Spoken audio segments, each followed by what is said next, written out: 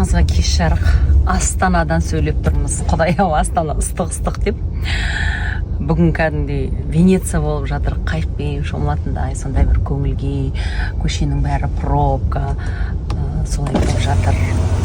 Бірақ өте бір қоңыр салқын 2-3 күн болды, күшті болып тұр. Кештерің сәтті өтсін. Күні бойы сторисқа кірмей емдендіріп жатыр дейсің. Пробка. Бүгін Еркебек екеуміз келе жатырмыз жолда. Және Еркебек деген қандай әдемі ат деймін да. Нағыз қазақтың аты. Атыңа затың сай болсын деген қазақта жақсы сөз бар. Неге олай айтқан? Себебі қандай ат қоясың, оның өмірі де тағдыры да солай болады. Мысалы, Еркебек, Ерлан, Нұрлан, Батырхан, Батырбек, білмеймін, енді қазақтың әдемі аттары бар ғой. Айсұлу, Күнсұлу, Айсұлтан. Жалпы мен қазақтың аттарын жақсы көремін. Себебі мағына терең. Және өзіміздің ұлттық кодымызға жақын. Және де қандай ат қоясың, мағынасына қарап қою керек. Себебі сол атыңа қарай өмірің, аяқ алсың, тағдырың барлығы әсер ететіні анық екен. Қайырлы таң, баршаңызға, қалдарыңыз қалай?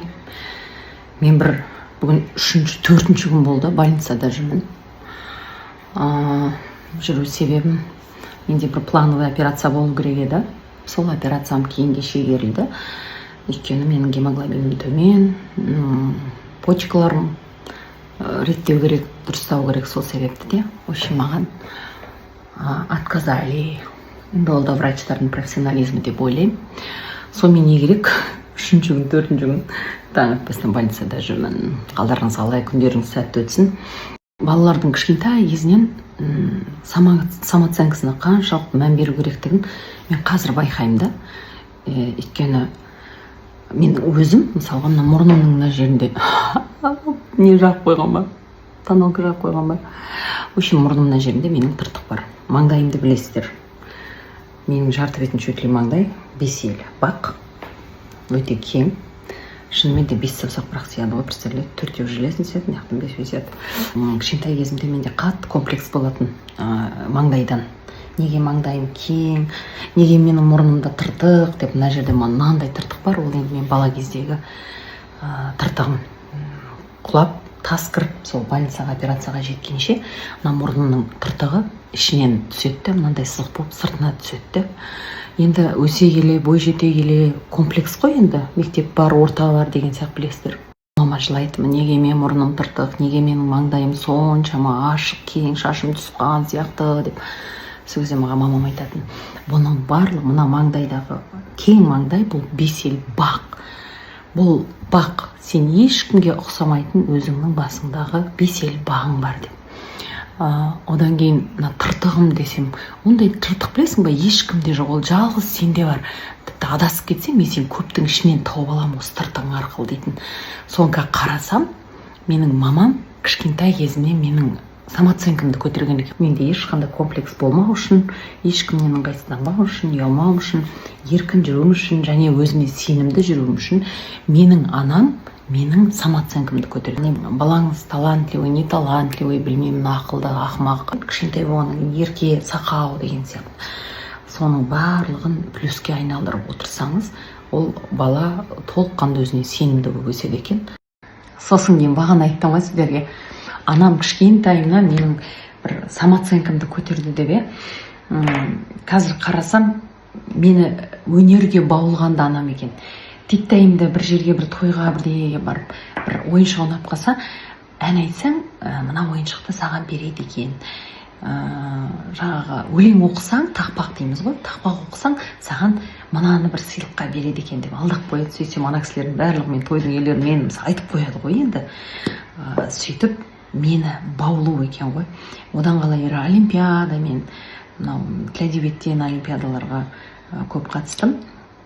Олимпиада болсын, қыз сыны болсын, қандай да бір өнерге баулу, менің развитиема қатысты нәрсенің барлығында анам басты рөл ойнаған екен. Сондықтан мен айтам, аналарға ерінбеу керек қазірден осы инвестицияларыңызға. Кезінде өте қатты тентек болдым, ақылды тентек болдым. Тентектігім мұрнымның үстінде тыртығым бар, басымда, аяғымда деген сияқты ғой. Бірақ көп жағдайда қыз балалар соншалықты қатты тентек бола беретін, енді бір 100%-дан мүмкін 30-40% шығар, иә. Бала кезде менің мұрнымда тыртық болды, және ол тыртық қазіргі таңның өзінде де бір съемкаларда көрінеді, кейде көрінбей қалады. Бала кезімде менде қатты комплекс болды. Мұрнымның үсті тыртық, маңдайым беселі кең, шашым түсіп қалған адам сияқты. Естеріңізде болса, ұят болмасын бағдарламасы мынандай челка түсіріп жүретін. Соның барлығы енді комплекс қой, былай қарағанда, әйтпесе жаратқанның кімді болсын сұлу қылып жаратқан ғой. Мамам мені бала кезімде былай тәрбиеледі: Айгөлек, сен ерекшесің, сен бөлексің, сен сияқты қыз ешкімде жоқ. Сенің мына мұрныңдағы тыртық, ол сенің ерекше белгің. Шығармасында адам өмірге ессіз келіп, есалаң өмір кешеді дейді. Шынымен де солай. Адам өзі бір құдірет керемет қой, аталық, аналық ұрықтың қосындысымен ананың жатырына бір деп бір жан бітіреді. Ол мына ет жүректен басқа адамда рухани жүрек болады. Менің осы уақытқа дейін түсінгенім, жаратқан адамға кішкентай ғана салған жаңағы жан бар ғой, жүрек, рухани жүрек. Соны тану үшін келеміз біз өмірге. Есалаң өмір кешпес үшін адам бір сәт өзінің былай айтқанда басы қайда, жүрегі қайда, өкпесі қайда, құрылысы қайда, жалпы соның барлығын жаратылыс күшті жүргізіп тұрған, бағанағы айтқан рухани жүрек өзін тану жолында өмір сүру керек. Әрине оның астынан адамның миссиясы да шығады, оның астынан адамның құндылығы барлығы соның астында жатады. Бірақ ең бастысы сол өмірге келген кезде оны өзіңді тану үшін келеді екенсің. Сен танымасаң, бәрібір сені танытады. Орыстар айтады: по-хорошему и по-плохому, бәрібір жақсы жолмен болсын, жаман жолмен болсын, сені жаратқан, жаңағы жатырға түскен титтай ғана жаңағы рухани жүрек, жан өзін тануға сізді мәжбүрлейді. Бірақ біз сол жағдайда көбінде материяда сыртымызда жүреміз. Не керек екенін білмейміз. Не керек десе толкын білмейді. Машине керек, үйімді жаңартсам, ойбай қызметте өссем. Адам баласына керегі ол бақытты болу. Бақытты болу деген ол сіздің мінген машинеңізбенен көп тапқан ақшаңыз, жер жарған атағыңызда емес.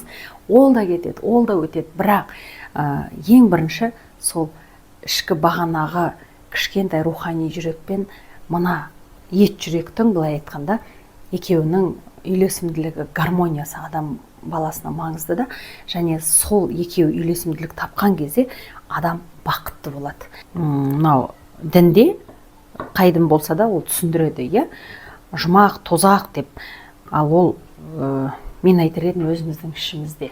Өйткені адам өзін қаншалықты танымаса, енді ол тозақ емене, бәрібір сіз о дүниеге кетсеңіз де сізді танытады. Осындай сынақтар келген кезде мен ойлаймын, бұл маған неге келді?